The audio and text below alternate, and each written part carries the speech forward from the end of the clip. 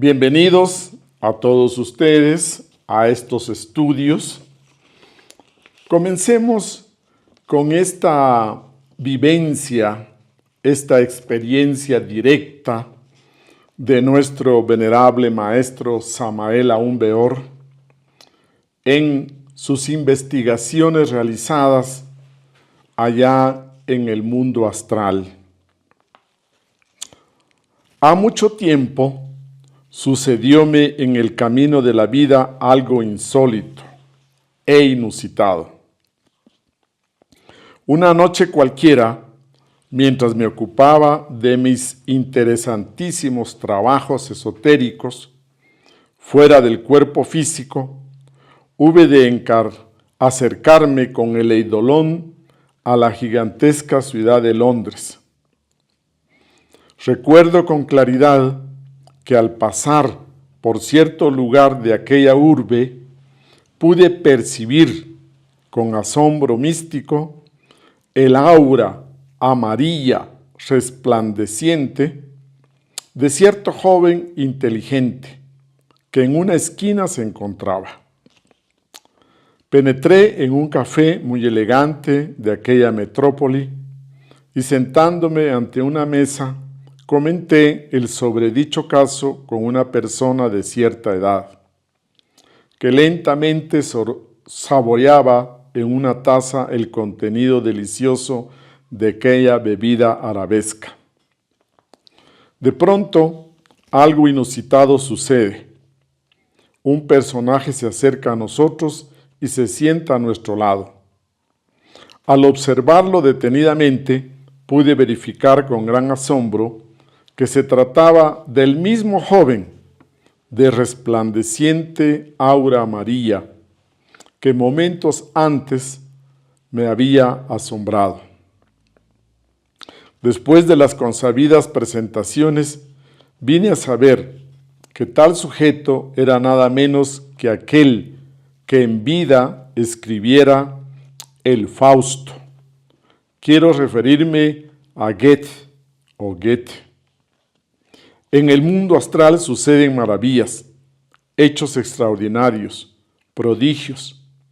No es raro encontrarse uno allí con hombres ya desencarnados, con personajes como Víctor Hugo, Platón, Sócrates, Danton, Molière, etc. Así pues, vestido con el eidolon, quise platicar con Goethe fuera de Londres y a orillas del inmenso mar. Le invité y es obvio que él en modo alguno declinó tal invitación. Platicando juntos en las costas de aquella gran isla británica donde se encuentra ubicada la capital inglesa, pudimos ver algunas ondas mentales de color rojo, sanguinolento, que flotando sobre el borrascoso océano venían hacia nosotros. Hube de explicarle a aquel joven de radiante aura que dichas formas mentales provenían de cierta dama que en la América Latina me deseaba sexualmente. Esto no dejó de causarnos cierta tristeza. Brillaban las estrellas en el espacio infinito y las olas enfurecidas, rugiendo espantosamente, golpeaban incesantemente la arenosa playa. Platicando sobre los acantilados del Ponto, él y yo, intercambiando ideas, resolví hacerle a quemarropa, como decimos aquí en el mundo físico, las siguientes preguntas. ¿Tienes ahora nuevamente cuerpo físico? La respuesta fue afirmativa. ¿Tu vehículo actual es masculino o femenino? Entonces respondió, mi cuerpo actual es femenino. ¿En qué país estáis reencarnado? En Holanda. ¿Amáis a alguien? Sí, dijo, amo a un príncipe holandés y pienso casarme con él en determinada fecha. Dispense el lector que no mencionemos esta última. Pensaba que tu amor sería estrictamente universal. Amad las rocas, le dije, las montañas, los ríos, los mares, el ave que vuela y el pez que se desliza en las profundas aguas. ¿No es acaso el amor humano una chispa del amor divino? Este tipo de respuesta, a modo de pregunta, pronunciada por aquel que en su pasada reencarnación se llamara Goethe, me dejó ciertamente anonadado, perplejo, asombrado. Indudablemente el insigne poeta me había dicho algo irrefutable, incontrovertible, exacto. Con esta anécdota, iniciemos nuestro estudio esta mañana y pasemos entonces a analizar uno de los procesos necesarios en la iniciación.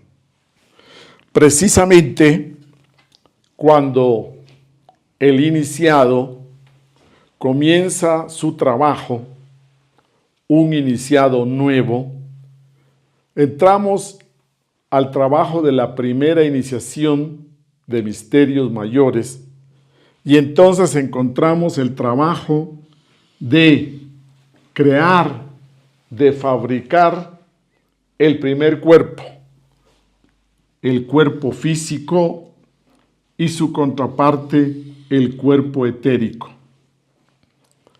Con esta línea representemos este trabajo de la primera iniciación de misterios mayores.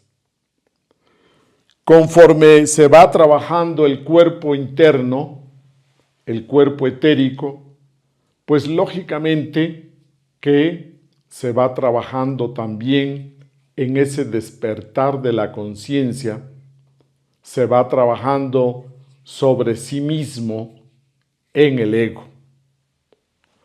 Avanzamos y pasamos a la segunda iniciación de misterios mayores y corresponde a la creación del cuerpo astral.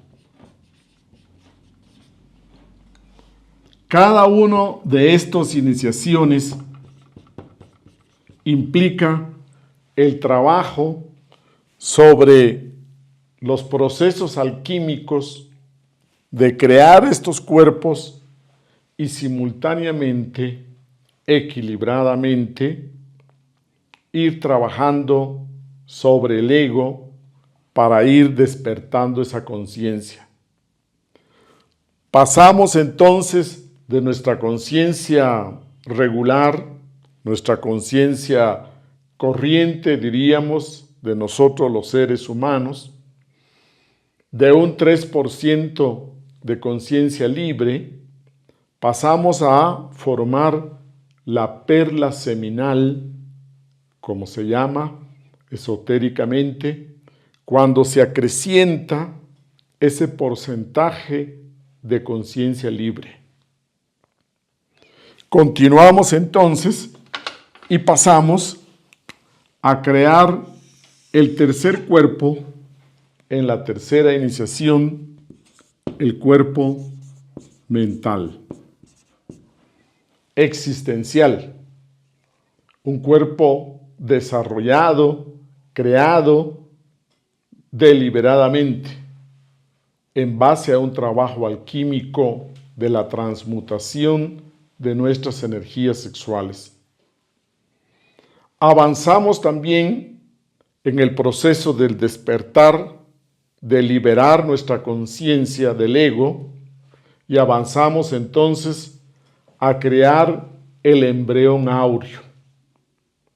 Este proceso entonces, diríamos nosotros, es progresivo también. Avanzamos de la perla seminal, pasamos a desarrollar el embrión áureo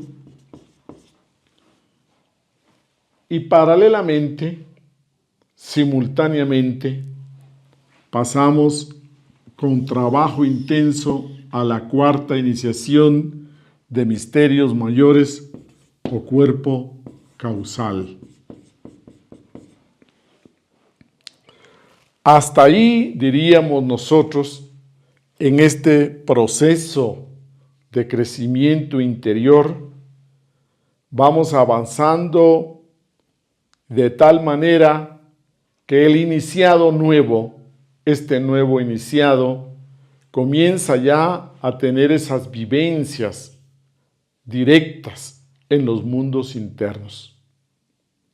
Y la siguiente iniciación, la quinta iniciación, como le llamamos, corresponde a unirnos, a fusionarnos con el alma humana.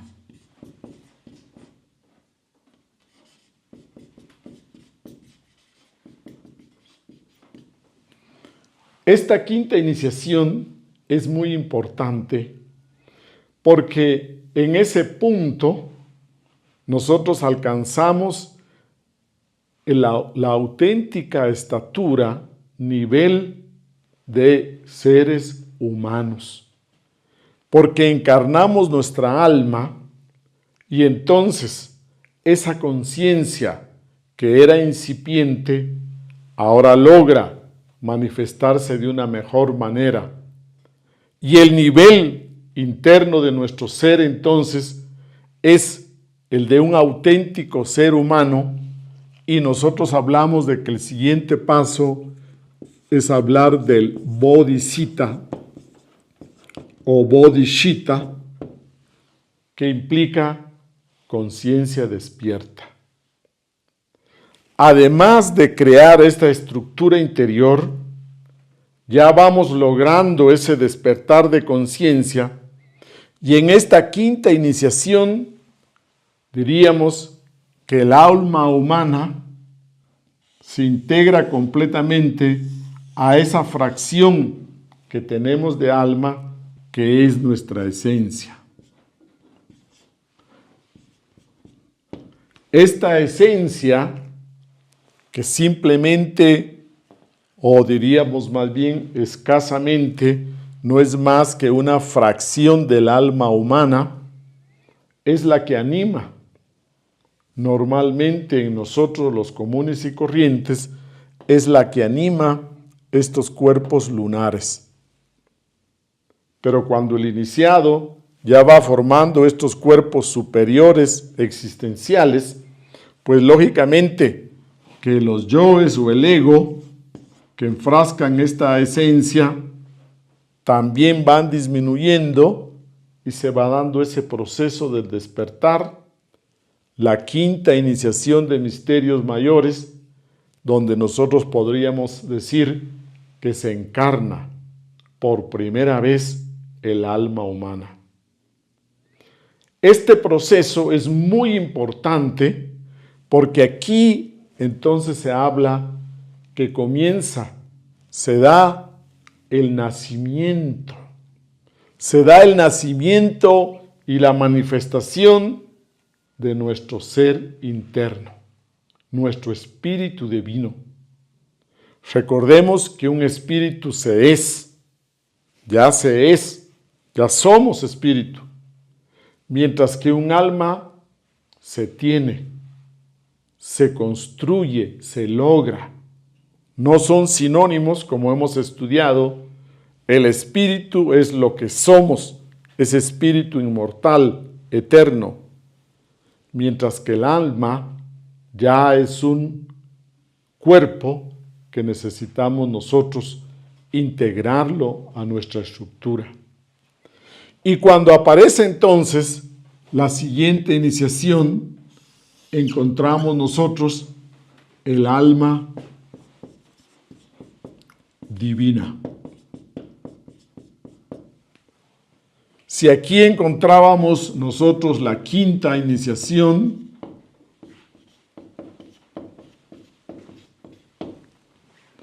al integrar nuestra alma divina, hablamos de la sexta iniciación. Este es el desposorio de nuestras dos almas gemelas. Nuestras dos almas gemelas son internas, son interiores. Y cuando el iniciado llega a la sexta iniciación, estamos hablando que se integran estas dos partes profundas de nosotros. El alma divina con polaridad pasiva, femenina, y el alma humana con polaridad activa. Aquí encontramos nosotros el alma humana que lucha, que batalla, que trabaja en este mundo físico, que impulsa toda esta estructura para que se realice ese proceso iniciático. Mientras que el alma divina espera esa integración. El maestro Samael nos dice que mientras que el alma humana trabaja, el alma divina espera y juega. Y llega por último la séptima iniciación y entonces integramos a el maestro interno, a nuestro real ser íntimo. Nuestro real ser íntimo, nuestro ser interior, o como le llamamos en términos sánscritos, aquí encontraríamos nosotros Atman, aquí le llamamos Buddhi, y aquí le llamamos Manas. Atman, Buddhi y Manas conforman los tres cuerpos superiores o la mónada. Resulta entonces que cuando se realiza todo este trabajo, hablamos que un maestro nuevo se ha iluminado, que un maestro nuevo ha nacido. Y este nuevo maestro, con toda esta estructura, pues puede manifestarse en el mundo físico, en el mundo astral, mental, causal, en el mundo del espíritu puro. Cada uno de estos cuerpos se mueve conscientemente en su respectiva región. Existe el mundo astral, el mundo mental, el mundo causal, el mundo del alma humana, el mundo búdico y el mundo espiritual o átmico.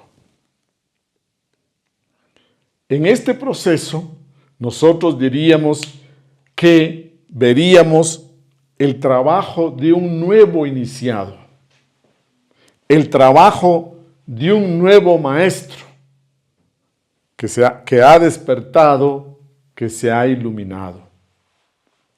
Pero cuando este maestro llega a la sexta iniciación, al estado búdico, cuando encarna el cuerpo del Buddhi, entonces se dice que alcanza el grado esotérico de Buda. Es un Buda viviente. El grado del Buda es un grado esotérico. Y todo aquel iniciado que encarne su sexto cuerpo y llegue realmente hasta el bodhisattva y despertar con conciencia, diríamos, se le presenta la situación de poder entrar al nirvana, de poder quedarse y disfrutar de esa felicidad eterna del nirvana, los paraísos, los cielos, como querramos llamarle. Pero hay maestros que renuncian, aplazan su entrada al nirvana para bajar y servir a la humanidad. Para bajar y sacrificarse por compasión, por amor, desinteresadamente, ayudando a la humanidad doliente. Esos maestros que han logrado esta estatura y que renuncian al nirvana, esos grandes maestros que renuncian a esa felicidad del nirvana y prefieren bajar y continuar ayudando a la humanidad, reciben el nombre de bodhisattvas.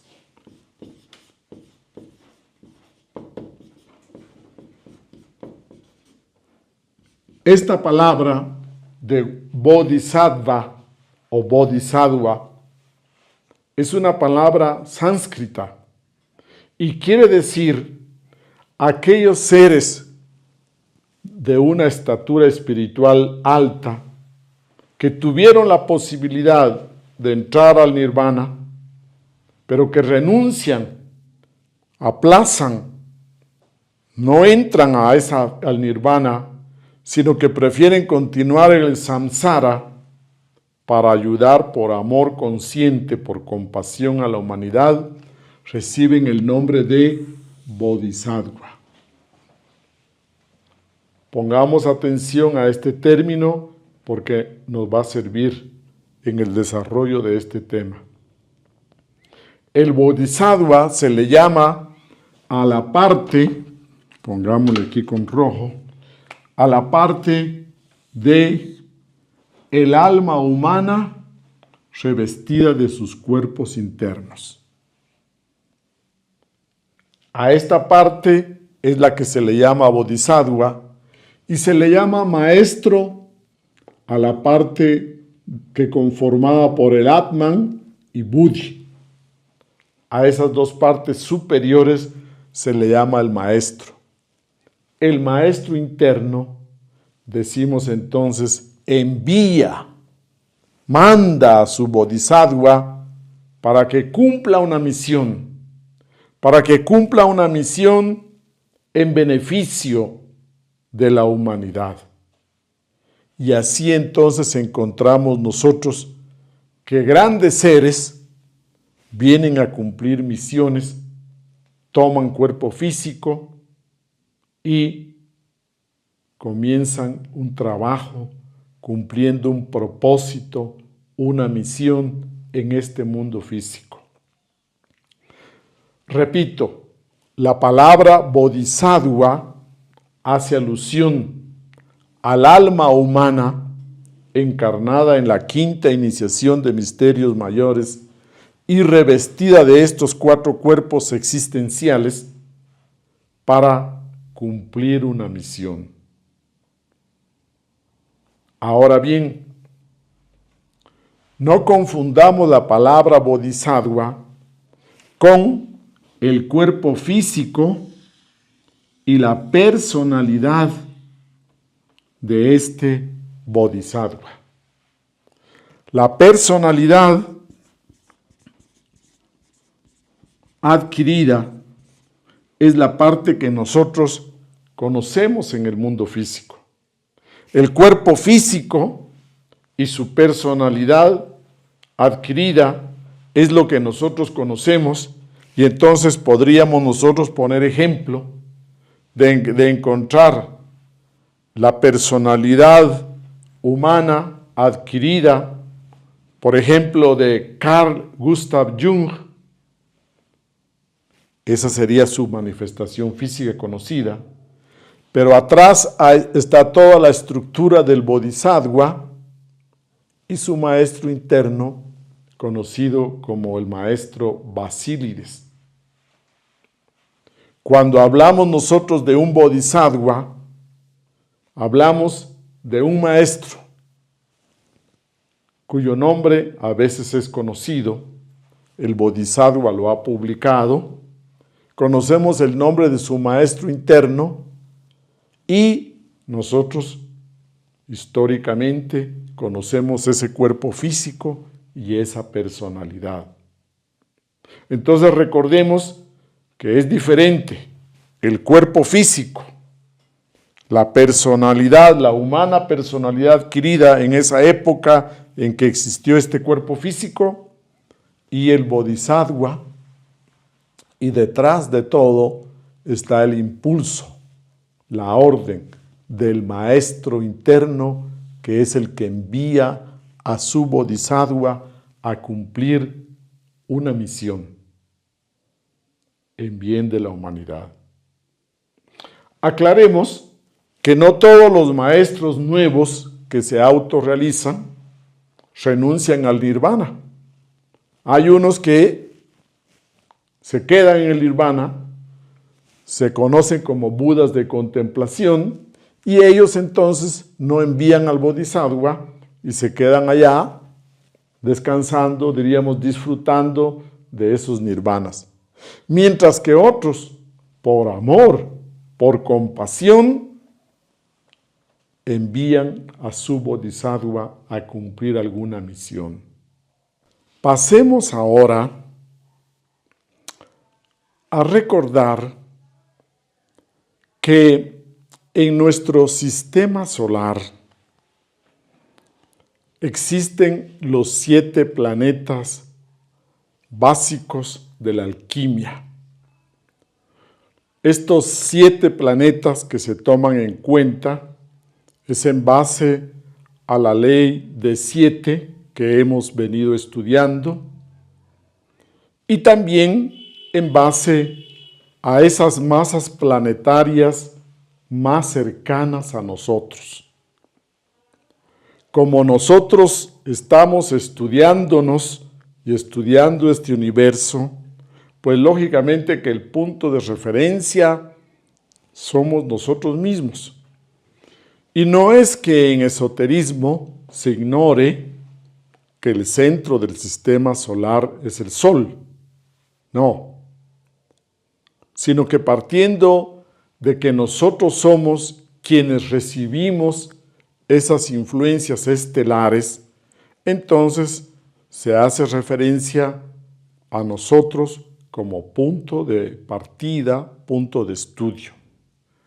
La primera masa planetaria más cercana que tenemos, como todos sabemos, es la Luna.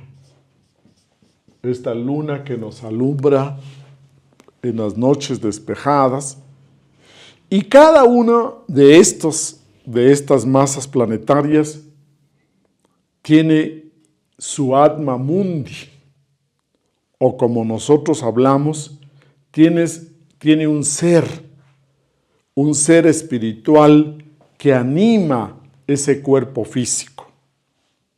Así como hemos estudiado que una planta, que un animal tiene una esencia, un elemental que va ahí evolucionando, así como nosotros también estudiamos que existe en nuestro interior un alma humana y un alma divina, y nuestro ser espiritual, nuestro maestro interno, pues de la misma manera, un planeta tiene un ser que es el que rige, gobierna, anima ese cuerpo físico, esa masa planetaria. Por ejemplo, cuando usted dice, recibo las influencias de Venus, influencias amorosas, de amistad, de afecto, no estamos recibiendo esas influencias de sus componentes físicos, hierro, magnesio, zinc, etc., sino que esas influencias provienen del ser, del Atma Mundi que gobierna ese planeta. Entonces, cada masa planetaria tiene un regente. Y el regente o genio que habita esa masa planetaria es conocido en términos religiosos, que es lo más conocido, como el arcángel Gabriel. Él es el Atma Mundi del satélite que conocemos como la Luna. Luego, por distancia, encontramos nosotros a Mercurio, y Mercurio tiene su genio, su regente, y es el arcángel Rafael.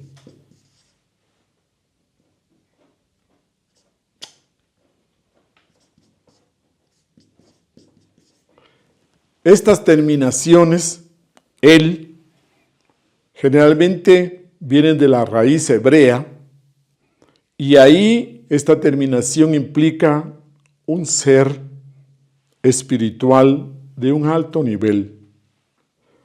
En esa jerarquía divina, más arriba de los ángeles, encontramos los arcángeles, y más arriba los querubines, los serafines, etc. La jerarquía divina que le damos a estos seres es precisamente ese del arcángel, y a veces por contracción simplemente decimos ángel para hacerlo más fluido, pero hablando con exactitud diríamos que su jerarquía de ese ser regente y que anima ese planeta es lógicamente de un arcángel. Luego, en tercer lugar, encontramos nosotros a Venus, y aquí encontramos nosotros al arcángel Uriel. Todos hemos escuchado estos nombres. Luego, en cuarto lugar, encontramos nosotros al Sol, y cuyo regente es el arcángel Miguel o Michael. Y luego en quinto lugar encontramos el planeta Marte, cuyo arcángel, cuyo genio planetario es el arcángel Samael. Luego encontramos nosotros a Júpiter, cuyo arcángel regente es Sachariel. Y en séptimo y último lugar encontramos a Saturno y al arcángel Orifiel. Estos 7 genios planetarios son los cosmocratores que desde que comenzó el día cósmico presente, desde que comenzó a funcionar nuestro sistema solar, ellos han sido los regentes de este sistema solar y aparecen en todas las tradiciones hebreas, hinduistas, tibetanos, con diferentes nombres, y diríamos nosotros, son los arcángeles, los genios, los regentes, los cosmocratores que sostienen este sistema solar en movimiento y en existencia. Ellos están ahí trabajando desde el inicio de este sistema solar, desde el inicio de este día cósmico, de este Mahavantara, y lógicamente que estarán ahí trabajando hasta que este sistema solar se apague, muera y pase a otra dimensión en la siguiente ronda. Recordemos que estas unidades de vida, estos sistemas solares, van apareciendo desde el mundo mental, bajan al mundo astral, bajan al mundo etérico y finalmente pasan al mundo físico. A esto le llamamos las rondas. Y luego, cuando ya llega el final, vuelven a penetrar hacia arriba, diríamos, hacia el mundo etérico, pasan al mundo astral y terminan su existencia en el mundo mental. Entonces hablamos de las 7 rondas que dura cada sistema solar.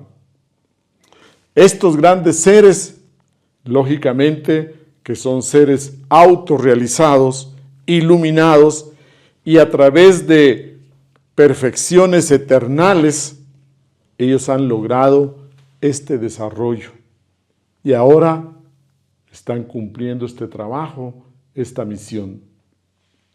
Resulta entonces que en cualquier momento ellos pueden enviar a su bodhisattva, y hemos estudiado entonces que el bodhisattva es la parte del alma humana revestida de los cuerpos internos, y entonces ellos envían a su bodhisattva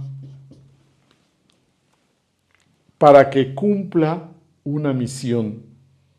Y es así entonces como el arcángel Gabriel ha enviado a su bodhisattva a cumplir misiones en la primera raza, la raza protoplasmática.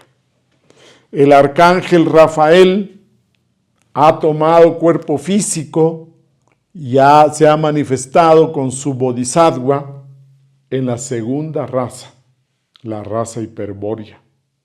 Y así sucesivamente, todos estos grandes seres envían a su bodhisattva en cualquier lugar a cumplir las misiones que les corresponde.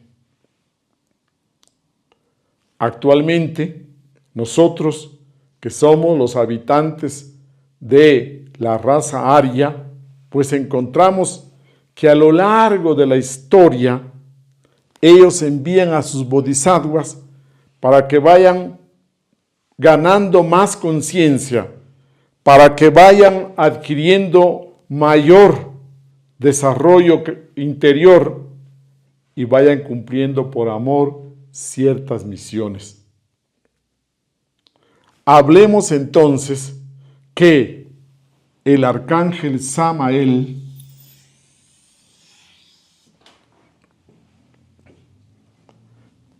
envió primeramente a su bodhisattva en la raza hiperbórea. Allá en la pasada raza hiperbórea, él tuvo una manifestación física en esa raza que todavía no era de carne y hueso, como la hemos estudiado, y ahí tuvo sus primeras manifestaciones. Luego, el arcángel Samael también envía a su bodhisattva, pero cuando se trata de estos bodhisattvas, que no son bodhisattvas, diríamos, comunes y corrientes, sino que son bodhisattvas de un arcángel, entonces se conoce con el nombre de Dhyani Bodhisattva, o sea, el bodhisattva de un arcángel. Para cualquier maestro, diríamos con todo respeto, cualquier venerable maestro que envía su bodhisattva, pues simplemente se le conoce como bodhisattva. Pero para un arcángel de esta jerarquía, entonces se conoce como Dhyani Bodhisattva. El arcángel Samael envía entonces a su Dhyani Bodhisattva en sus primeras manifestaciones allá en la raza hiperbórea. Luego se manifiesta también en la siguiente raza, la raza Lemur, y allí en la raza Lemur, en la tercera, anotemos este dato que es importante, en la tercera subraza Lemur.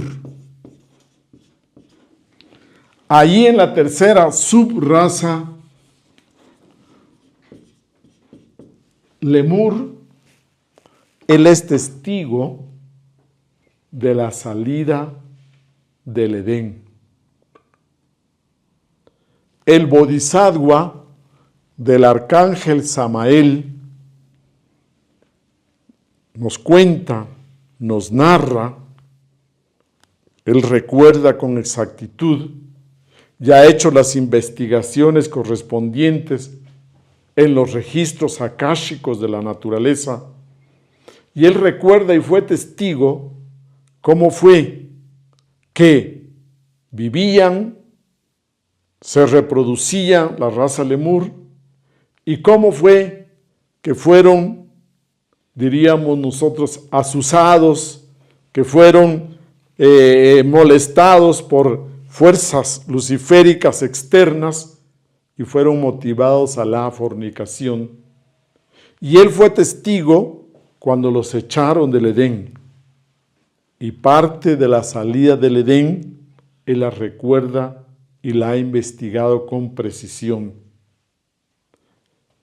Este Bodhisattva del arcángel Samael estuvo ahí, saliendo entre todos los que cayeron en ese proceso, en esa caída, en esa salida del Edén.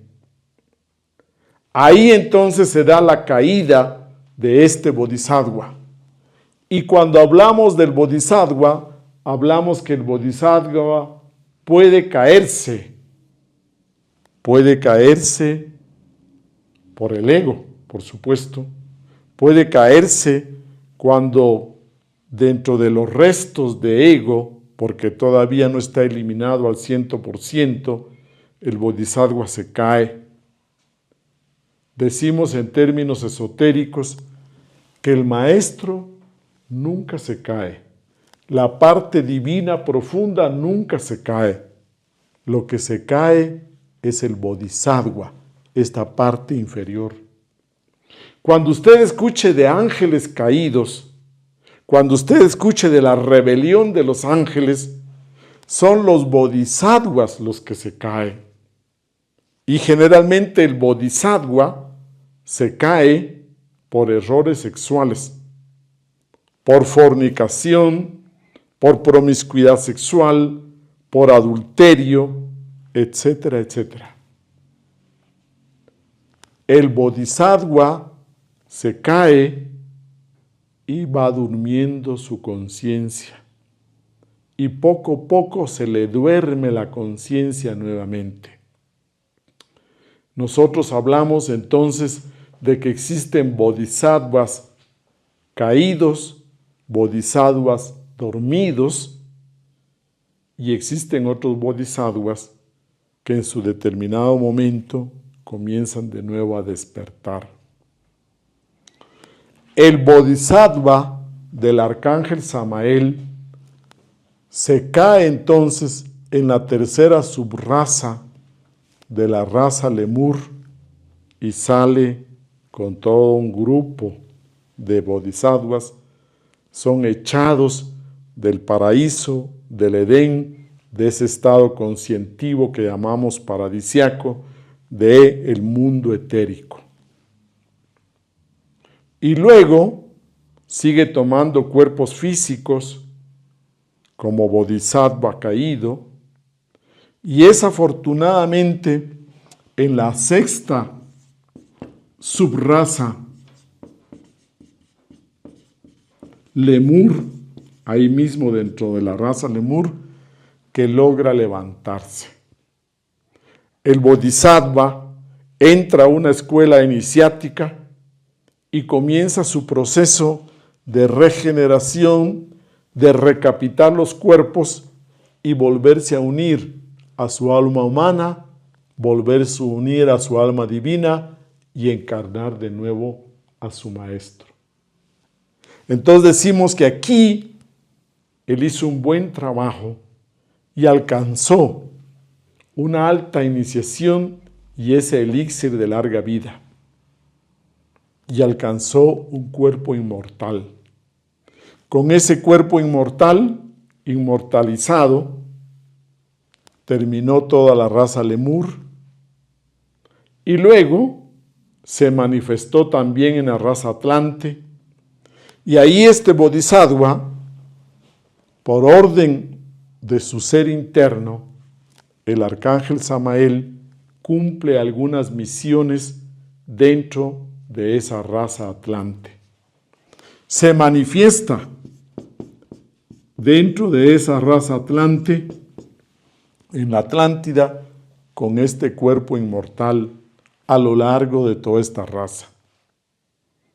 Él nos cuenta y recuerda que estuvo, que acompañó en el hundimiento de la Atlántida en lo que nosotros conocemos como el diluvio universal.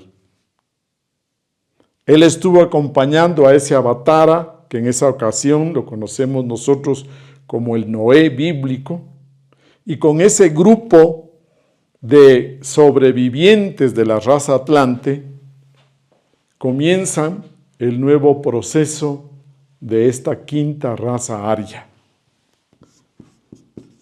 Y con ese cuerpo, Lemur, inmortal, trabaja por orden del arcángel Samael, de su ser íntimo, allí estableciéndose en la primera subraza aria.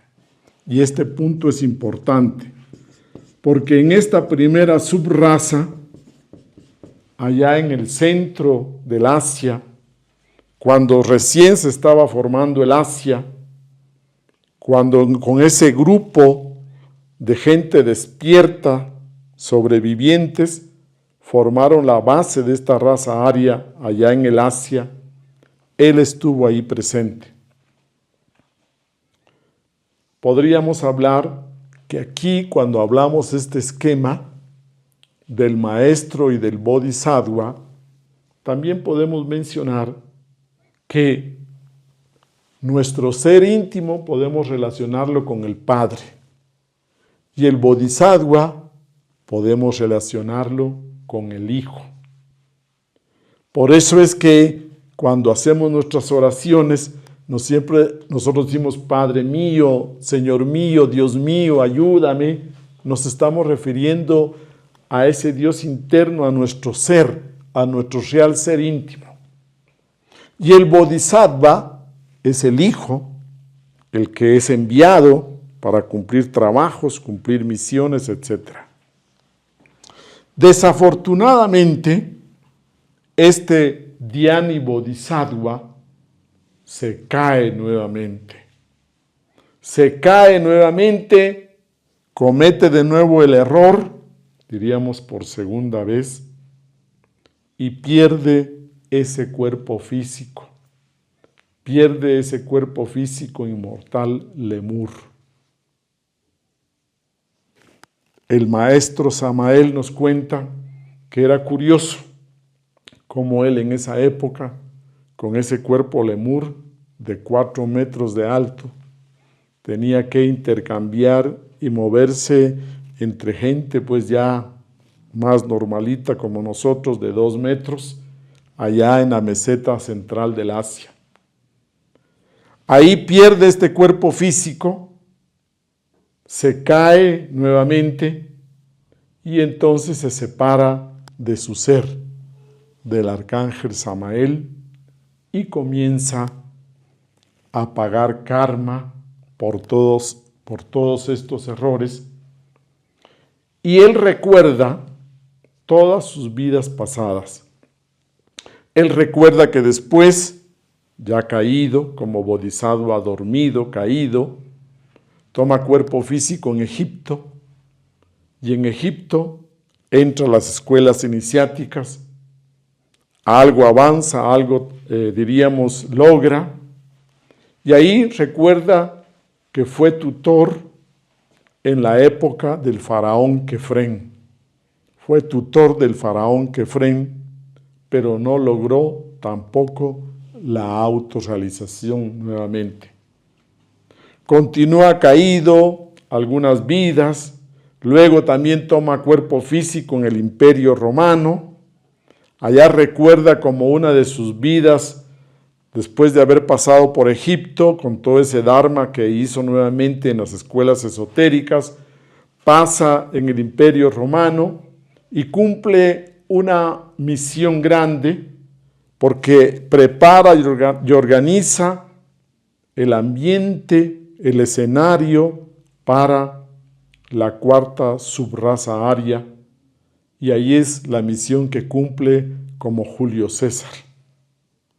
Ahí logra hacer un buen trabajo, pero como todos conocemos, más que todo es una misión de servir a la humanidad, diríamos, preparando ese escenario, abriendo, avanzando en los procesos de civilización de esa época. Luego toma varios cuerpos físicos ahí mismo en el Imperio Romano, y ahí nos cuenta que también conoció a los cristianos primitivos, perteneció a los cristianos primitivos, estuvo con cuerpo físico cuando Pablo llegó a evangelizar esas tierras, y él también murió en esos circos romanos cuando los cristianos eran sacrificados públicamente. El Bodhisattva cae, el Bodhisattva comienza a rodar, y por eso es que cuando se habla del arcángel Samael, que se cayó en la Lemuria, entonces aparece en la Cábala como un ángel caído, porque sí, se cayó en la Lemuria, y desafortunadamente después tuvo que rodar mucho. Así, de esta manera, el venerable maestro Samael recuerda y nos ha dejado escritas con detalle todas sus vidas pasadas. Y esto es un trabajo muy laborioso, el de recordar con detalle acciones, tareas, costumbres de cada una de las vidas pasadas. Como ustedes lo comprenderán, no es fácil. A veces recordamos escenas, cuadritos importantes de nuestra vida pasada, pero recordar toda una vida completa con hilación, pues es una tarea muy injundiosa. Y el maestro Samael se dio ese trabajo para dejarnos todo ese proceso y que nosotros comprendamos cómo se van dando las cosas. Él en Roma tomó varios cuerpos físicos, luego también tomó cuerpos físicos en la Edad Media en Austria, tomó cuerpos físicos en Inglaterra, que los deja descritos en sus libros, toma cuerpo físico en España, y como estaba de moda, él por primera vez entonces viaja a América, en esos primeros años de la colonia española, llega a América y comienza a dejar estas diríamos, huellas. Él nos cuenta que en una primera visita que tuvo en América, pues traían también esclavos negros, y que él se sintió atraído e impresionado por una jovencita africana con la que se unió y tuvo hijos.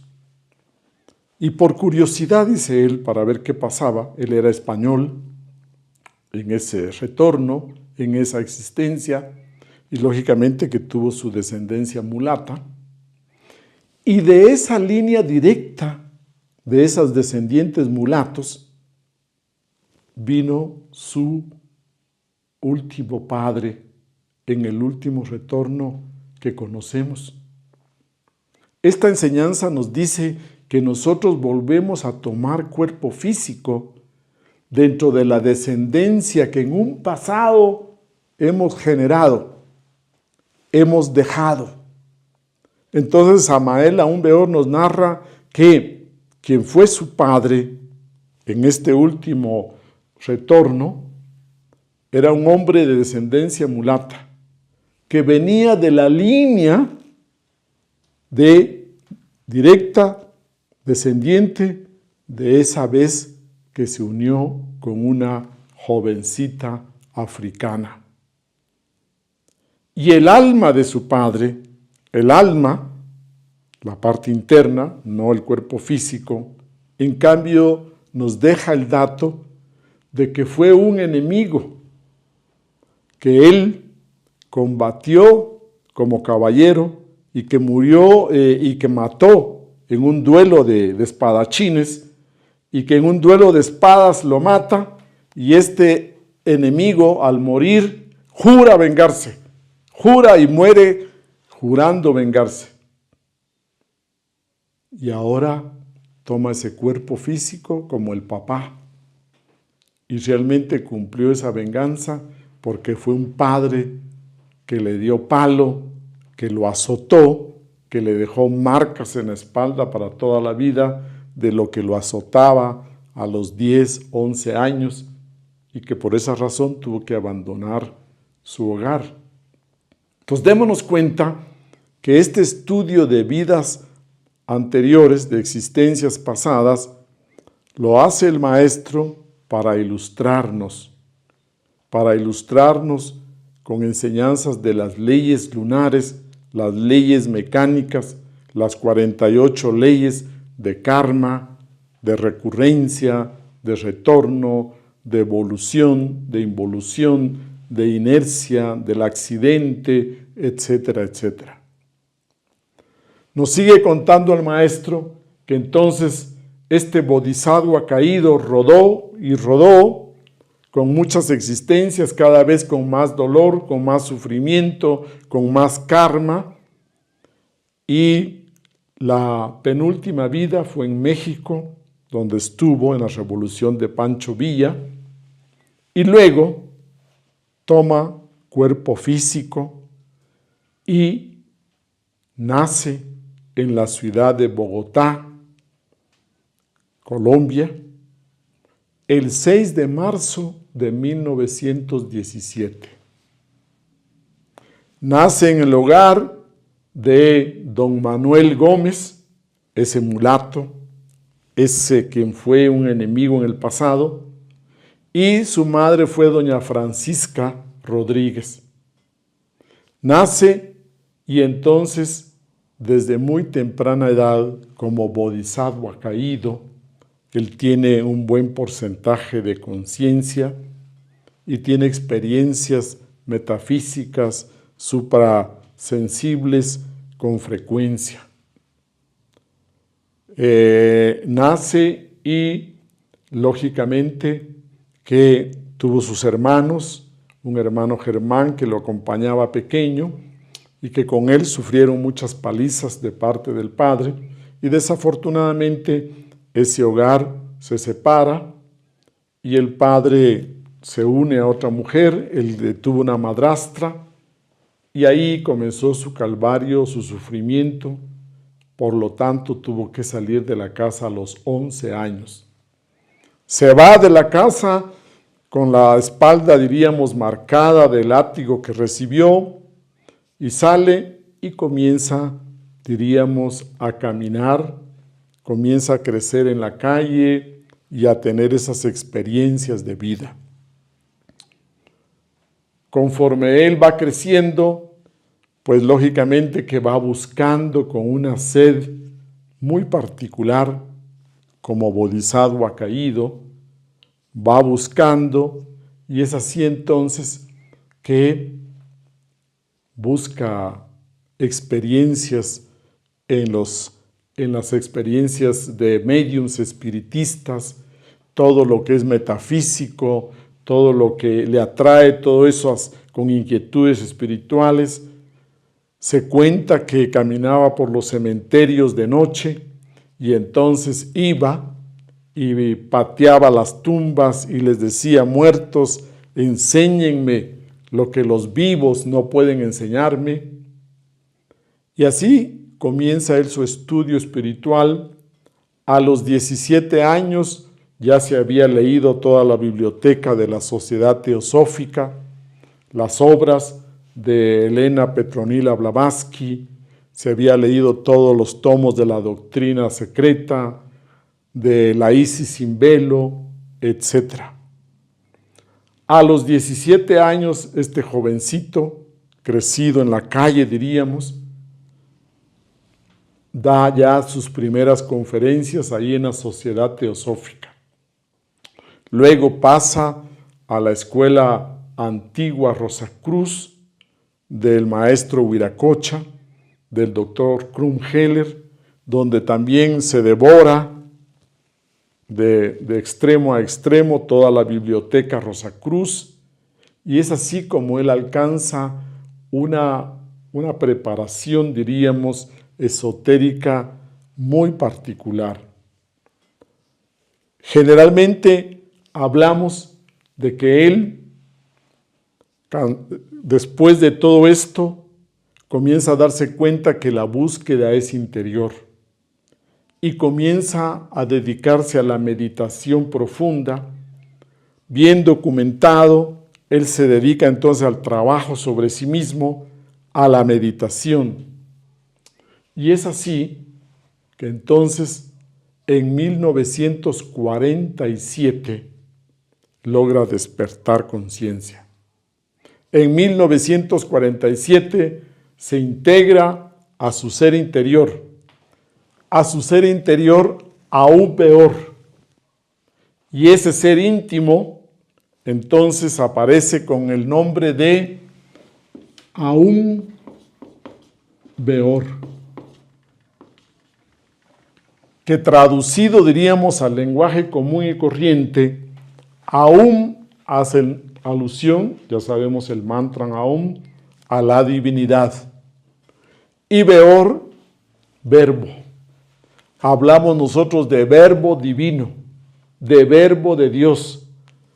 Este maestro interno despierta y entonces comienza ya a dar sus primeras enseñanzas y a reunir a sus primeros discípulos. Él logra entonces encontrarse con los primeros discípulos y en base a esto viaja hasta el Caribe, a la zona de Santa Marta, a un pueblito conocido como Ciénega, y ahí pasa a la Sierra Nevada de Santa Marta. Reúne ahí los primeros discípulos y diríamos se reencuentra con almas que en el pasado también habían estado con él. Y así nosotros encontramos que entre sus primeros discípulos más sobresalientes aparece el señor don Julio Medina Vizcaíno, aparece don Celestino López Lindo, Pedro López Lindo, don Joaquín Amortegui, don Ignacio Amortegui, don Filadelfo Novoa y algunos otros que conformaron esos primeros grupos, y especialmente unos bodhisattvas caídos que habían hecho grandes trabajos en el pasado. Pongamos un ejemplo entre tantos. Un maestro interno conocido como Johannes, que había hecho y trabajado con su bodhisattva, quien pasó a la historia como Juan de Patmos, el que escribió el Apocalipsis de la Biblia. Ese bodhisattva que estaba caído, precisamente también atraído por la fuerza y por la recurrencia de Samael, entonces forman ese primer círculo de discípulos cercanos. Y sobresale, en este caso, vale mencionarlos, que sobresale el apoyo de don Julio Medina Vizcaíno como discípulo, que era un hombre que contaba con un buen nivel social, miembro del Club Rotario a lo largo de toda su vida, que era un empresario con recursos económicos, y entonces él, como discípulo, viene a ser un auspiciante, y él recibe todo el apoyo, y el maestro entonces allá en la sierra, rodeado de los campesinos, de los lugareños de la Sierra Nevada de Santa Marta, y con el apoyo de don Julio Medina Vizcaíno, logra entonces escribir su primer libro, que se llamó La puerta de entrada a la iniciación, y que luego se le cambió el nombre para que fuera más comercial, El matrimonio perfecto. Y a partir de ahí entonces, don Julio Medina Vizcaíno se encarga de editar, de financiar, de publicar, de distribuir las obras del venerable maestro Samael. Y además, él escribe los prólogos de todas estas obras que constan y que todavía los encontramos en algunas ediciones. Y en la primera edición, él escribe todos los prólogos. El venerable maestro Samael Aún Weor, entonces, comienza su proceso de recapitular todos sus cuerpos internos. Comienza y recapitula rápidamente el cuerpo astral, el cuerpo mental, el cuerpo causal. Y lo interesante es que él, conforme avanzaba en recapitular sus iniciaciones, él iba escribiendo una obra para cada uno de los procesos. Cuando estaba levantando el cuerpo etérico existencial, pues entonces escribe todos los detalles de ese proceso. Cuando pasó a recapitular el cuerpo astral, escribe ese libro que conocemos como Las 7 palabras. Cuando recapituló todo el proceso del cuerpo mental, escribe la obra Rosa Ígnea. Cuando trabaja el cuerpo causal, escribe la obra Voluntad Cristo. Es decir, que con todo el material que él iba vivenciando, que él iba experimentando en sus procesos iniciáticos, él nos dejó ese legado para que nosotros, al aspirar a la iniciación, pudiéramos tener una guía exacta. La idea del maestro fue dejar un cuerpo de enseñanza completo, un cuerpo de doctrina completo, que nos diera los detalles del proceso del despertar de la conciencia. Conforme él fue pasando pruebas iniciáticas y creando esos cuerpos y levantando las serpientes de fuego, la serpiente Kundalini, y avanzando en las 33 vértebras con ese desarrollo del fuego interior, él fue explicando y escribiendo las pruebas, los detalles, los requisitos, los méritos que se necesitaban para ir logrando esos avances iniciáticos. Para su grupo de discípulos fue una gran ayuda que él le lanzara las pruebas iniciáticas de los 4 elementos, que él los asesorara, los ayudara para ir pasando estas pruebas. Y así fue como esos discípulos directos, esos primeros discípulos de la Sierra Nevada de Santa Marta, avanzaron y fueron despertando. Y a ellos, entonces, él en 1948 recibe la orden de crear, de fundar una organización para poder transmitir y difundir estas enseñanzas. Reciben la orden en lo interno de crear el movimiento gnóstico universal. Así se llamó originalmente. Él explicaba que era un movimiento porque era algo activo, donde la gente podría entrar, subir y salirse como un tren en movimiento, cada uno entra en diferente parada y sale en diferente parada.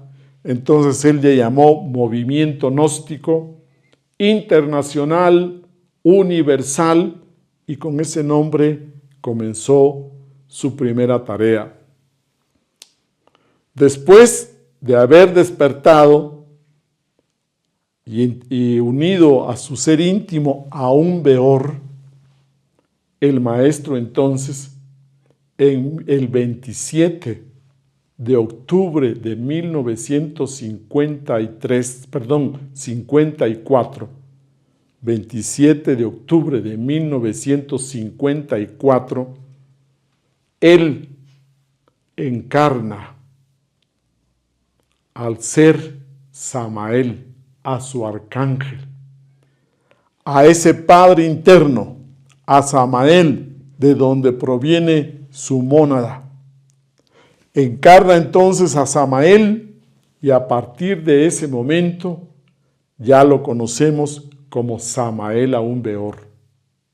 Samael aún peor es la encarnación del quinto arcángel, el arcángel regente de Marte, el genio de Marte. Y Marte es el planeta de la fuerza, de la lucha, de la batalla, de la guerra. Y él nos trae una enseñanza que precisamente trae toda esa fuerza de combate, de guerra contra las fuerzas del mal de esta época. El 27 de octubre de 1954, a partir de las 2 de la tarde, se reúnen en el Templo Mayor del Sumum Supremum Sanctuarium, y ahí, reunidos con 11 maestros de misterios menores, unos y otros de misterios mayores, el maestro Samael entra en un estado de catalepsia, en una dura mesa preparada, él se acuesta y ahí, con una almohada, él comienza su proceso. Y conforme entra este proceso del nacimiento, el descenso a la tierra del arcángel Samael, también vienen los ataques de las fuerzas opuestas de la logia negra. Y entonces se incendia la almohada que él tenía ahí debajo de la cabeza. Pero eso no los detiene. Y entonces el maestro Joanny, que era el que dirigía, ordena que hagan cadenas, ordena que a través de un proceso de cadenas esotéricas ellos se protejan, mientras que otros esgrimen sus espadas, y pasa todo este proceso desde hasta aproximadamente las 7 de la noche. Ahí nosotros hablamos de el nacimiento segundo, el nacimiento espiritual, la Navidad espiritual, donde ese ser, el arcángel Samael, vuelve, diríamos, a su bodhisattva, toma este Dhyani Bodhisattva para cumplir una misión.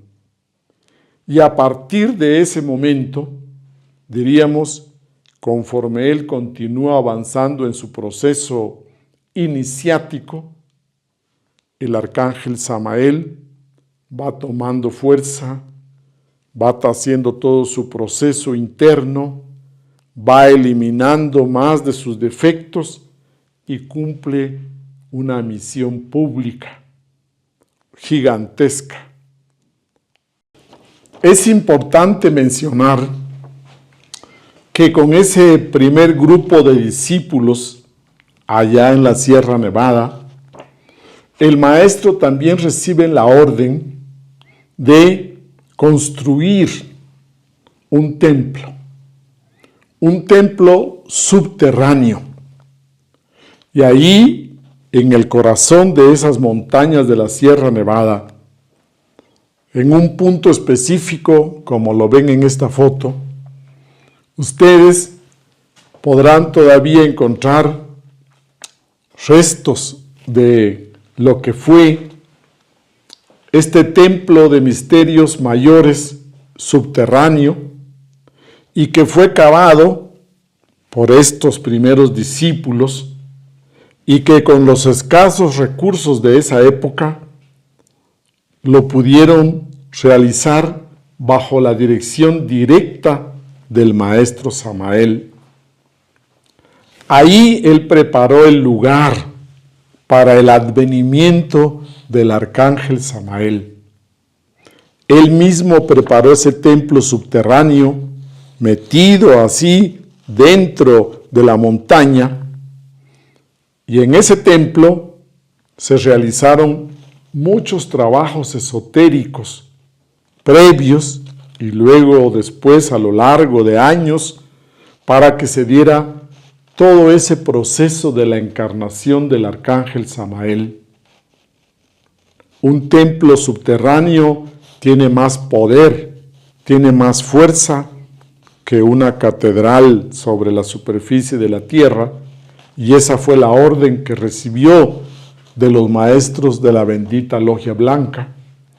Y diríamos que ese trabajo sirvió de base para que también a lo largo de trabajos esotéricos se proyectara la enseñanza gnóstica, primeramente en Colombia, en Sudamérica y luego en México, y de ahí a todo el mundo. Entonces, señores, vamos ahora a leer una cita bíblica donde se menciona pues a este quinto arcángel, y a este quinto arcángel se le menciona como el quinto ángel del Apocalipsis, el quinto de los 7, esos 7 espíritus delante del trono del Señor. Si nos remitimos al Apocalipsis capítulo 19, versículo 11, leemos: Entonces vi el cielo abierto, y he aquí un caballo blanco, y el que lo montaba se llamaba Fiel y Verdadero, y con justicia juzga y pelea. Sus ojos eran como llama de fuego, y había en su cabeza muchas diademas, y tenía un nombre escrito que ninguno conocía sino él mismo. Estaba vestido de una ropa teñida en sangre, y su nombre es el Verbo de Dios. Y los ejércitos celestiales, vestidos de lino finísimo, blanco y limpio, le seguían en caballos blancos. De su boca sale una espada aguda para herir con ella a las naciones, y él las regirá con vara de hierro, y él pisa el lagar del vino del furor y de la ira de Dios Todopoderoso. Y en su vestidura y en su muslo tiene escrito este nombre: Rey de Reyes y Señor de Señores. Estos versículos hacen alusión precisamente al quinto arcángel de los 7, al arcángel Samael, regente de Marte. Veamos. Primeramente, hablamos que aquí encontramos que está vestido de una ropa teñida en sangre. Y esto es por todos los combates que al maestro Samael le tocó librar en los mundos internos con su grupo de discípulos para poder abrir brecha, abrir camino a la llegada de la era de Acuario. Él fue el precursor de la era de Acuario y desde 1948 él comenzó a anunciar la llegada de la era de Acuario para 1962. Y lógicamente que encontramos grandes anécdotas donde él con sus discípulos tenían que combatir a espada directa contra esos demonios de las fuerzas del mal. Y ahí fue entonces donde también pudo él encerrar a esos jefes del mal y para poder difundir esta enseñanza del quinto evangelio. Y luego aquí aparece con claridad el verbo de Dios, aún peor, verbo de Dios, verbo divino. Y los ejércitos celestiales, vestido de lino finísimo, blanco y limpio. Esto simboliza los maestros de la logia blanca, toda la caballería de la logia blanca que le acompañó en esta misión que vino desde la orden de los maestros de la logia blanca. Y de la boca sale una espada aguda, es decir, sus enseñanzas, el verbo de Dios, el verbo divino, que realmente confronta a toda esa perversidad que tenemos actualmente. Su enseñanza, que la dejó a lo largo de 64 obras escritas, sin derechos de autor, él públicamente lo dijo, que no exigía, que no quería derechos de autor para que no hubieran recargos en los costos, para que los libros realmente fueran al menor costo posible, para que estuviera al alcance de todos. Él nunca recibió regalías por sus obras escritas. Y entonces en el muslo tiene escrito este nombre, Rey de Reyes y Señor de Señores. ¿Por qué tiene escrito esto en el muslo? Porque el muslo representa aspecto sexual y el poder de un rey no está en la cabeza, no está en la frente, no está en la corona, sino el poder de un rey más bien está allí, en su poder sexual. Ese es el simbolismo de que en el muslo, diríamos las pantorrillas, el muslo siempre representan una manifestación sexual. Luego también encontramos en el versículo 17 del capítulo 9, y dice: y vi a un ángel que estaba en pie en el sol, y clamó con gran voz diciendo a todas las aves que vuelan en medio del cielo: venid y congregaos a la gran cena de Dios, para que comáis carne de reyes y de capitanes, y carnes de fuertes, carnes de caballos y de sus jinetes, y carnes de todos, libres y esclavos, pequeños y grandes. Y vi a la bestia, a los reyes de la tierra y a sus ejércitos, reunidos para guerrear contra el que montaba el caballo y contra su ejército. Y la bestia fue apresada, y con ella el falso profeta que había hecho delante de ellas las señales con las cuales había engañado a los que recibieron la marca de la bestia y habían adorado su imagen. Estos dos fueron lanzados vivos dentro de un lago de fuego que arde con azufre. Y los demás fueron muertos con la espada que salía de la boca del que montaba el caballo. Y todas las aves se saciaron de las carnes de ellos.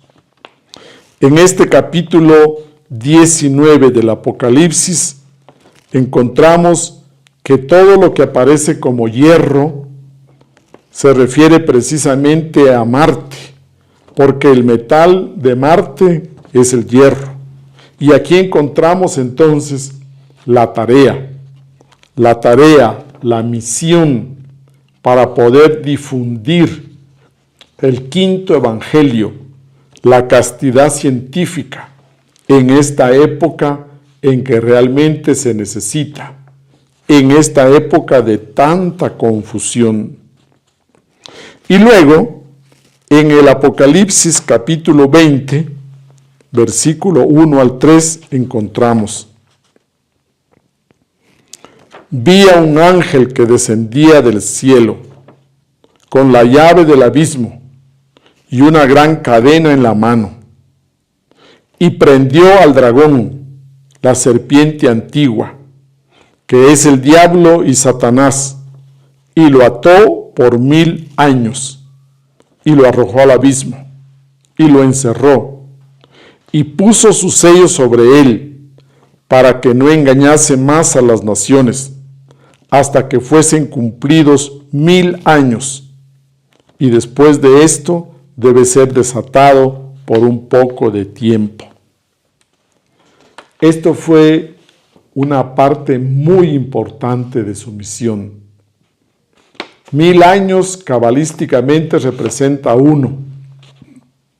Por una era, por esta era de Acuario, por esta era de luz, Samael ha encerrado a este jerarca del mal, a este jerarca infernal, para que podamos nosotros disfrutar de este conocimiento espiritual. Ustedes han visto que ha salido a la luz pública muchas enseñanzas espirituales. Estas enseñanzas espirituales para el despertar de la conciencia, para el despertar espiritual, se han podido hacer públicas gracias precisamente a ese trabajo de encerrar a esas jerarquías diabólicas por 1000 años, por una era. Y entonces, cada vez que nosotros podamos entrar a nuestras prácticas de meditación, a nuestras prácticas espirituales, recordemos que estamos en una época en que recibimos influencias positivas, que hay espacio creado, que hay un ambiente preparado para que nosotros hagamos ese trabajo espiritual. La humanidad cada vez se polariza más. Gente que buscamos ese despertar de la conciencia y gente que se entrega completamente a las fuerzas oscuras. Veamos entonces, de acuerdo a sus investigaciones, experiencias internas, esta vivencia que nos ha dejado en uno de sus libros fundamentales, el maestro Samael. Pregunta de sus estudiantes: ¿podría decirnos cómo son las bacanales y orgías en el tercer círculo dantesco o región sumergida de Venus? Señores, señoras, al escuchar esta pregunta, viene a mi memoria aquellos tiempos de la juventud. Entonces, yo también concurrí a los grandes festines donde brillaban, en medio del bullicio y de la fiesta, noches de borrasca y de orgía, que solo dejaban amarguras, remordimientos de conciencia, etcétera, etcétera. Después de una de esas fiestas, fui llevado al tercer círculo dantesco, absolutamente consciente, vestido con mi cuerpo astral. Me senté a la cabeza de la mesa fatal de la fiesta de los demonios, cruda realidad de una materialidad espantosa, cuyo solo recuerdo conmueve las fibras más íntimas de mi alma. La mesa estaba llena de botellas de licor y viandas inmundas, muy especiales para glotones. En el centro de aquella mesa había una gran charola, sobre la que resaltaba una cabeza de cerdo. Horrorizado ante aquel festín macabro, horripilante, miraba con dolor el lugar de la orgía. De pronto todo cambió. Mi real ser divinal, el íntimo, aquel ángel del Apocalipsis de San Juan, que tiene en sus manos la llave del abismo, agarrándome fuertemente por un brazo, me arrancó de aquella sala, como por encanto, y arrojándome sobre una blanca sábana mortuoria que ahí había sobre el asqueante piso lleno de lodo, con una gran cadena me azotó, al tiempo que me decía: tú eres mi bodhisattva, mi alma humana, y te necesito para entregar el mensaje de la nueva era de Acuario a la humanidad. ¿Me vais a servir o qué? Entonces yo, compungido de corazón, le respondí: sí, Señor, te serviré. Estoy arrepentido. Perdóname, pues. Así fue, amigos, como vine a aborrecer licores, festines, glotonerías, borracheras, etcétera, etcétera. De toda esa inmundicia, lo único que resulta son las lágrimas, simbolizadas por la lluvia de esa horrible región, esas aguas pestilentes de la amargura y el lodo horroroso de la miseria. Esta experiencia vivida por el maestro en el mundo astral, cuando él comenzaba su misión, esas vivencias internas donde este arcángel Samael reprendía a su bodhisattva para que no se distrajera en cosas banales, para que realmente cumpliera su misión. Cada uno de nosotros tienes que darse cuenta que es nuestro ser, con toda su sabiduría, el que puede guiarnos, impulsarnos para ese despertar, para esa revolución. Los Dhyani Bodhisattvas traen esa fuerza, diríamos, y son una semilla con una potencia para cumplir una misión.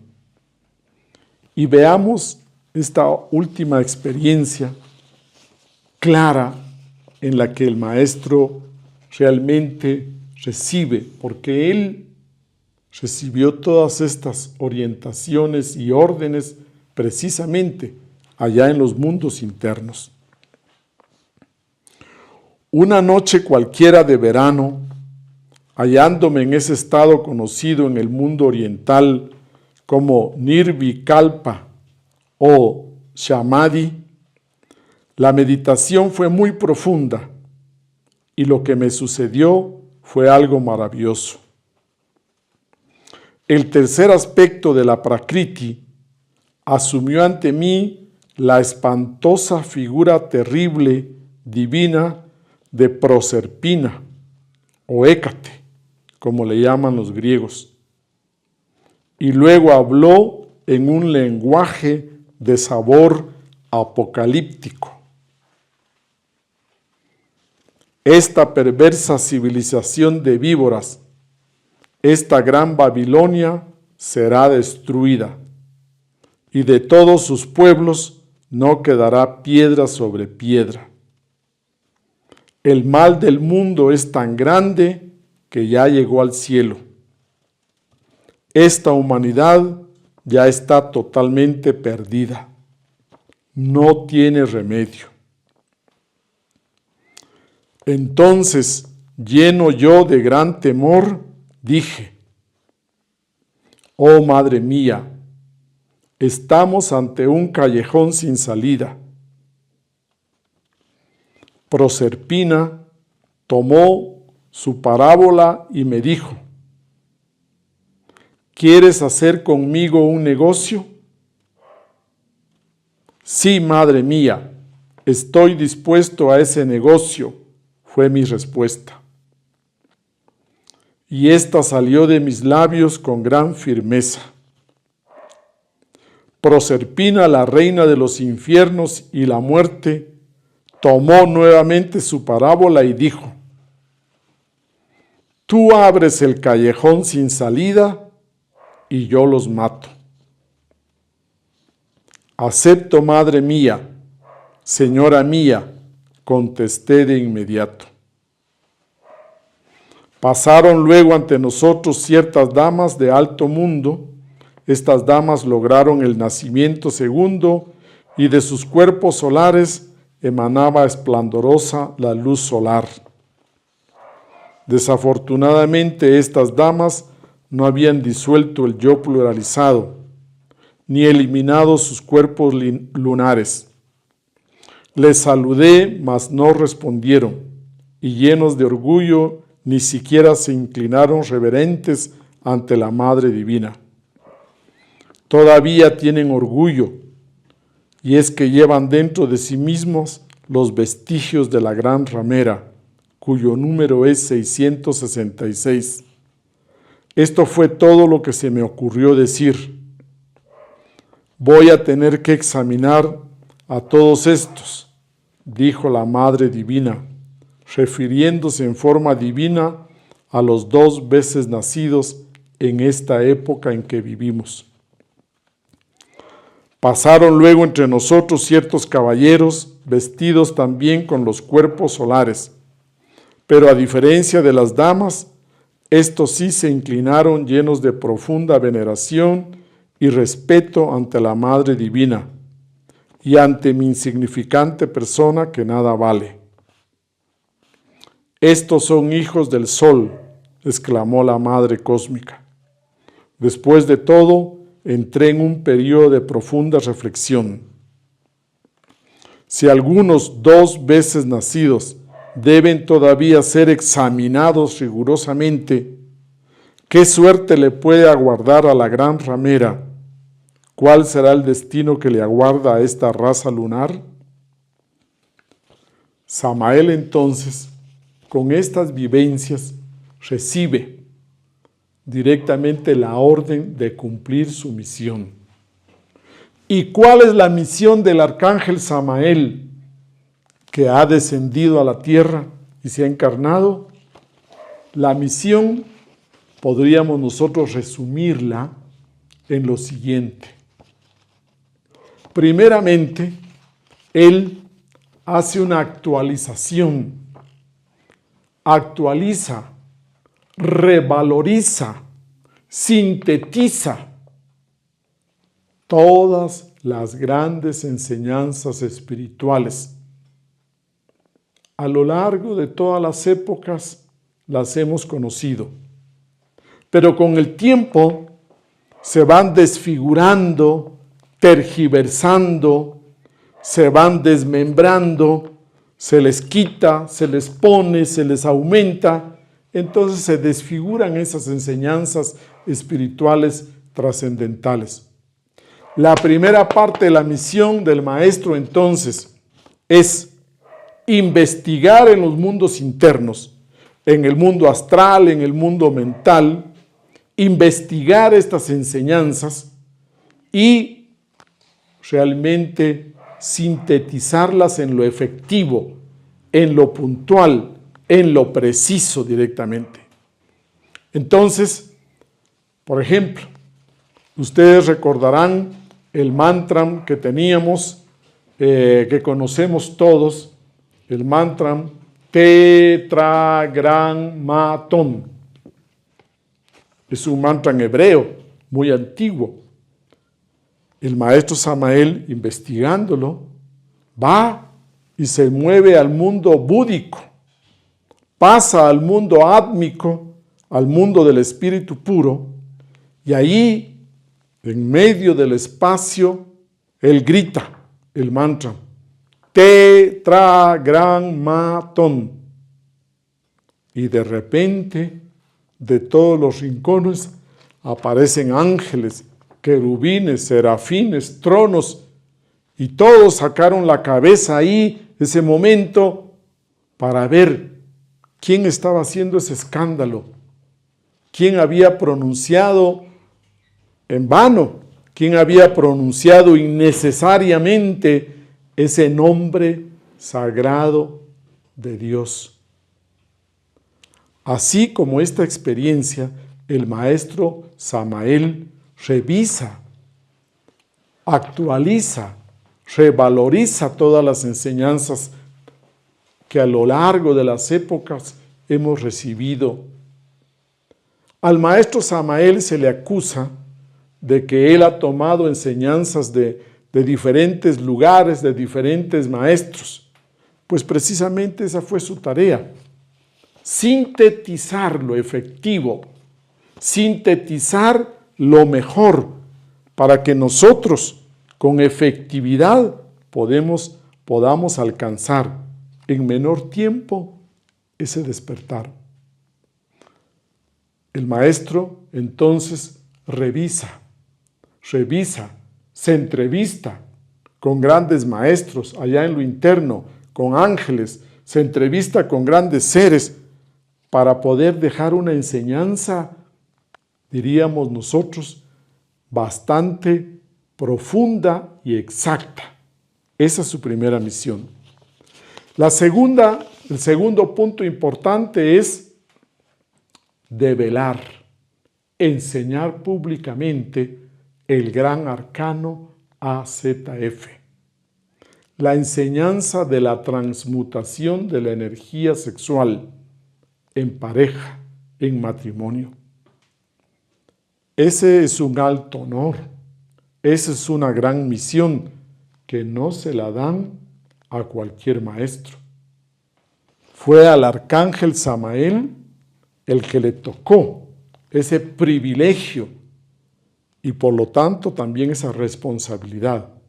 Entonces, uno de los puntos medulares es enseñar el quinto evangelio, la quinta verdad, la creación de los cuerpos internos, la eliminación del ego de raíz a través de esta práctica del arcano ZF.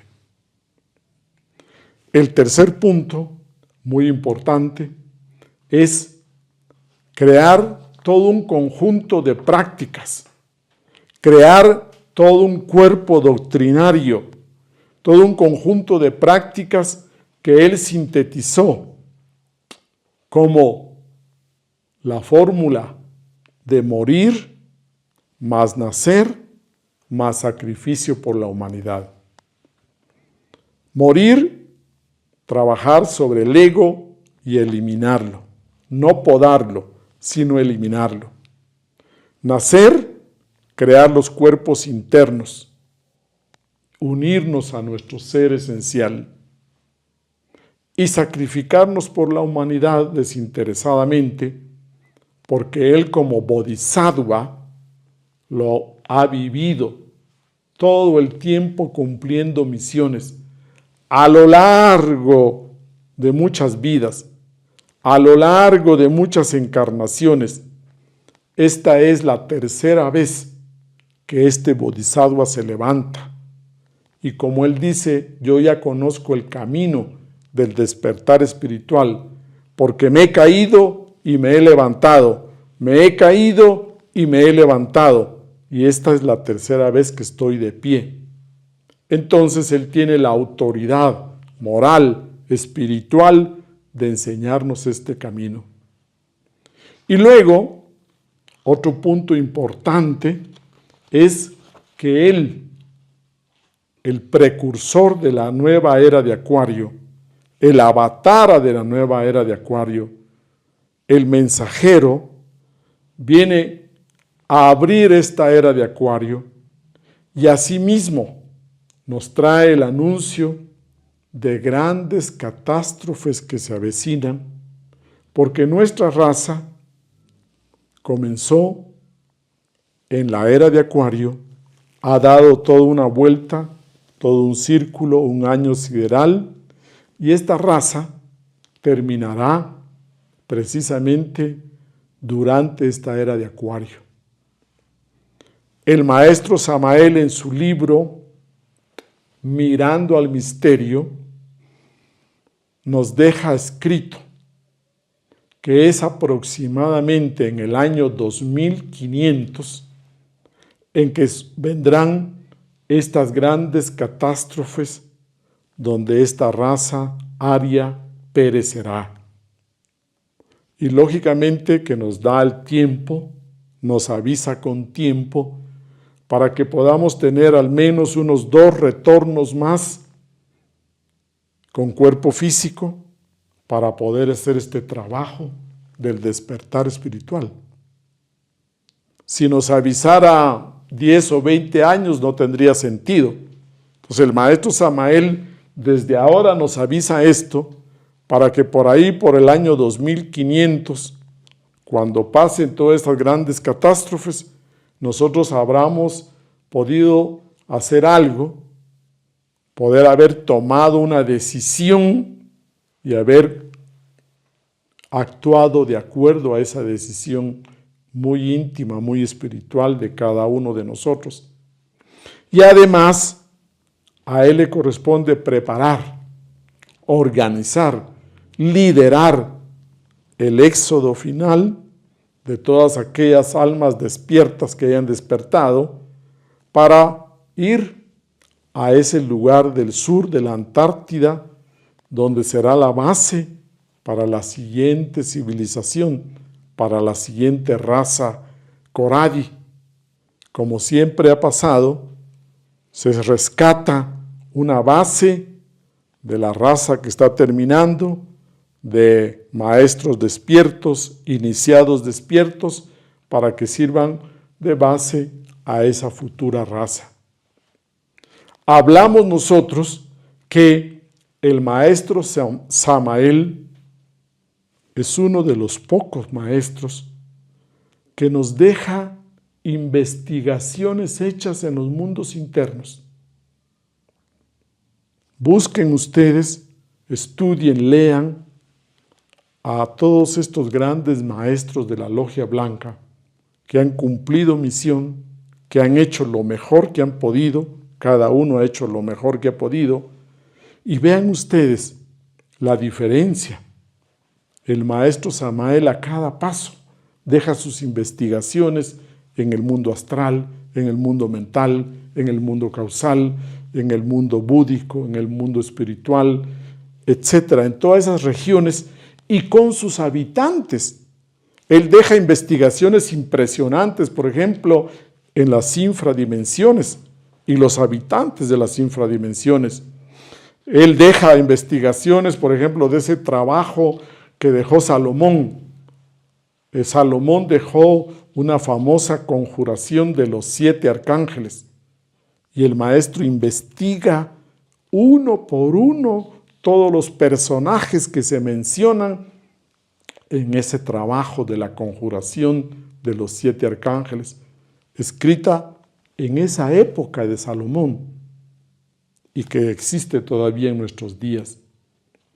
El maestro Samael investiga en los mundos internos y entrevista a personajes como Carlos Marx, como Rasputín, por ejemplo.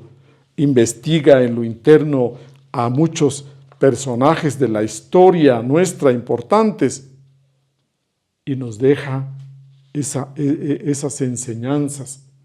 Entonces, yo quiero motivarlos a ustedes de que si ustedes buscan un auténtico gurú de la venerable Logia Blanca, ustedes investiguen, estudien, encuentren al maestro Samael Aún Weor. Revisen su vida, su obra, su legado y con toda confianza ustedes pueden recibir esas enseñanzas de la venerable Logia Blanca porque están completamente cernidas, actualizadas y comprobadas. El discípulo preferido, diríamos nosotros, el cirineo del venerable maestro Samael Aún Weor, fue entonces don Julio Medina Vizcaíno, el venerable maestro Garga Cuchines.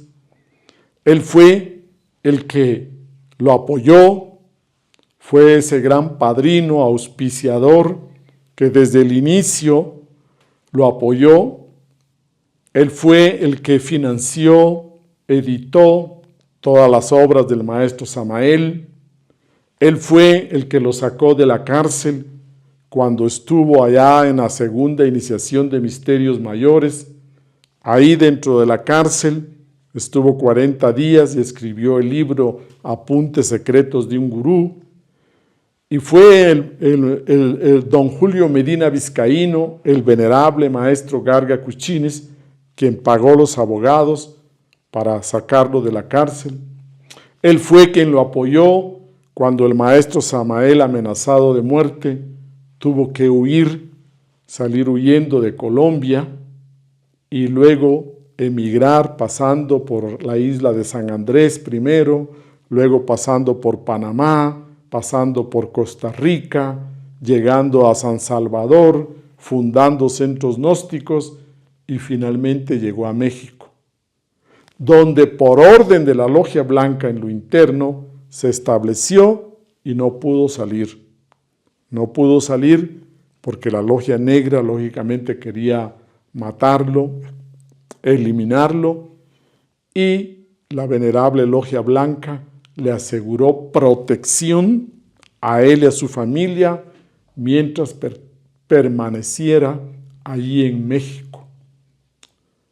Julio Medina fue quien lo ayudó también a lo largo de esos años y luego fue nombrado soberano comendador a nivel mundial y él se encargó de difundir y de transmitir las enseñanzas gnósticas a lo largo de toda Suramérica y Centroamérica.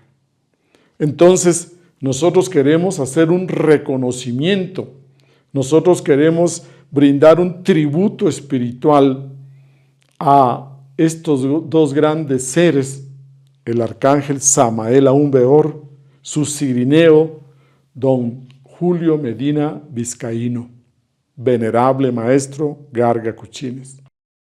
Muy importante que nosotros hagamos mención de una carta escrita y firmada por el venerable maestro Samael Aún Weor, con fecha México, julio 14, año 2 de la era de Acuario, o sea, 1964.